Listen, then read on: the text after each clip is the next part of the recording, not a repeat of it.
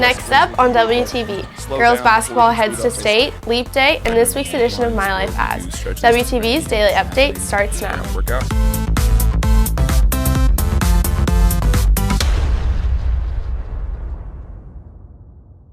Hey there, Red Hawk Nation. Happy Leap Day. Today is Thursday, February 29th, and I'm Haley Ward with the day's Daily Update brought to you by Wingspan TV.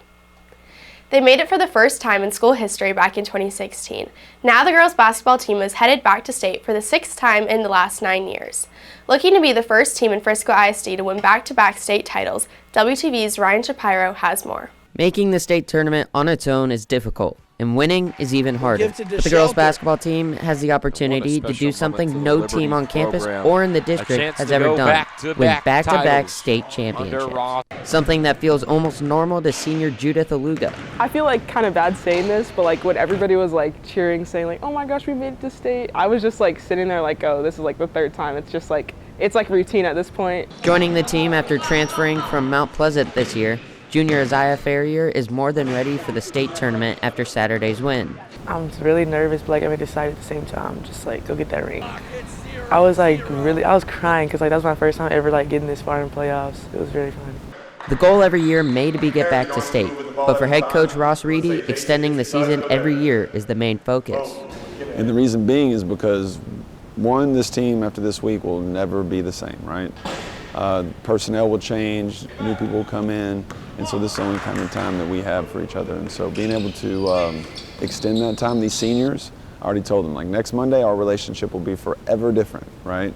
As it will with their teammates. For the sophomores on the team, getting another opportunity at a state title is giving them every opportunity to shine. Even though I'm just a sophomore and I still have a couple years left, so it still feels great just to be able to know that I could go back to state for the second time and not miss a chance. To earn back-to-back titles, Reedy says that it'll take good team play and a little bit of luck.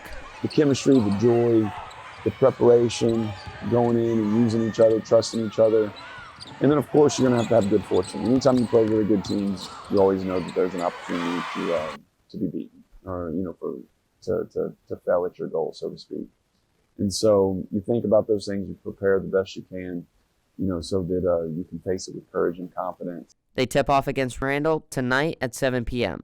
Reporting for WTV, I'm Ryan Shapiro. Staying in the realm of sports, on this week's edition of My Life As, WTV takes a look into the life of track and field athlete Evan Bullitt.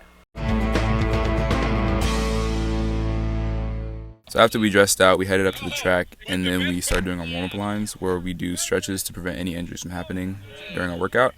And then we circle up around our coach and listen to our different workouts for the day and our paces that he gives us based off of our PRs that we run at the meets. Today we had 2 broken 500s, which is 500 meters, but split up, so we have to sprint the whole thing. And so we start on the line, and then we waterfall, which means that we just filled in one behind another so everybody could run in the first lane. First we ran 300 meters, which was 2 curves and a straightaway. And then we had a 30-second rest at the finish line. And then once that was over, we finished out the last 200 meters by sprinting a straight away and a curve. Once that set was done, we had like a 10 to 15 minute rest, I think, and then we did the whole thing again. After the second set, we did a team stretch and headed back inside. Well, I stayed behind because I lost my car keys, but once I found those, we headed back inside, and everybody had 300 weighted abs, and then we used the rollers for recovery. Leaping forward to other news, for certain people on campus, today is a very special day that only occurs once every 4 years. WTV's Aditi Shah has the details. For people born on the leap day, the real day of their birthday occurs one time in 4 years, on February 29th during a leap year. Dance and drill team director Nicole Nodi believes that having a leap day birthday is both fun and sad, but leap day birthday parties can be very memorable. It's exciting because it's something new. It's not like everyone else's birthday, but sometimes when I was younger, I was a little sad because I wasn't able to celebrate it on the day I was born. My favorite celebration was when I turned 40. So going back to my real 10th birthday, I had a strawberry shortcake birthday party. So the drill team threw a strawberry shortcake themed party, and it was so much fun and something I'll never forget. The next leap day will fall on a Tuesday in 2028. Reporting for WTV, I am Aditi Shah. In honor of Leap Day, on this week's edition of Trivia, WTV's Luke Bishop tested his knowledge on Leap Day.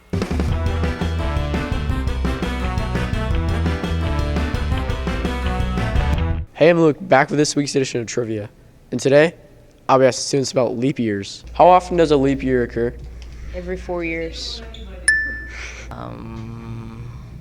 Virginia?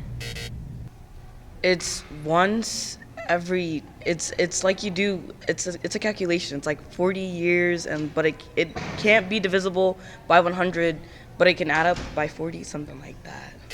Okay. What day occurs once every 4 years? What day? Say it again. What day occurs only once every 4 years? Once every 4 years. 6. What day, like of the year? Tuesday. Okay. February 29th. Something in February, like February 30th. 30th? Yeah. All right. How old is someone who was born on February 29th, 2012? How old is 2012? 12 years. 12? Yeah. 12. Maybe 12? Yeah. Are you sure? Yeah. 11. All right. Reporting for WTV, I'm Luke Bishop.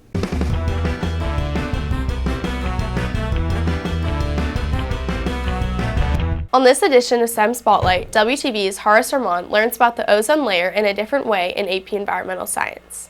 3, 2, 1.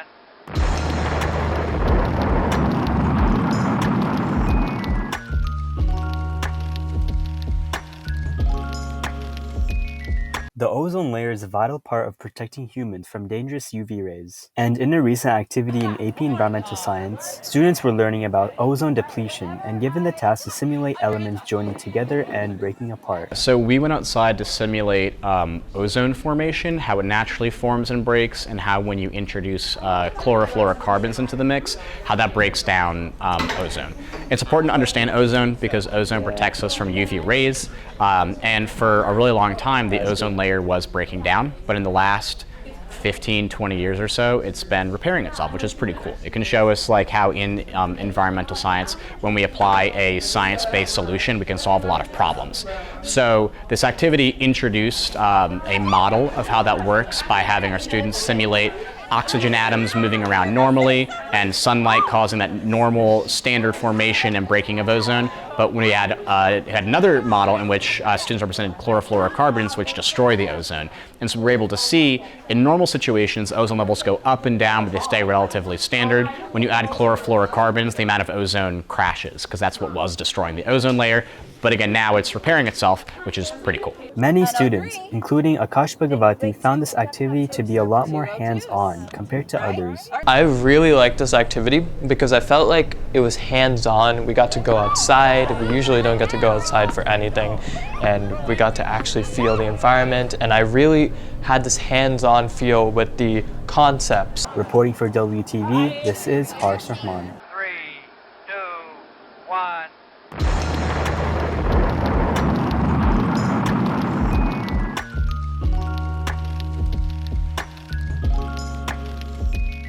If you're looking for more from Wingspan, you can follow us at Liberty Wingspan on Twitter, Instagram, and Facebook, or visit our award-winning website, libertywingspan.com. And now for today's announcements. Students, are you interested in going to Costa Rica for Spring Break 2025? Want to practice your Spanish or apply your learning from biology or environmental science? An EF tour unrelated to Frisco ISD will do just that. There is an informational meeting on February 28th at 6 p.m. Scan the QR code to register and reach out to Senora Vicente with any questions. Do you need help before your next math test? Sign up for help from a member of the Math Honor Society using the QR code below. That's it for today's Daily Update. This is Haley Ward for Wingspan TV. Happy Leap Day, Red Hawks, and happy birthday to Miss Nody.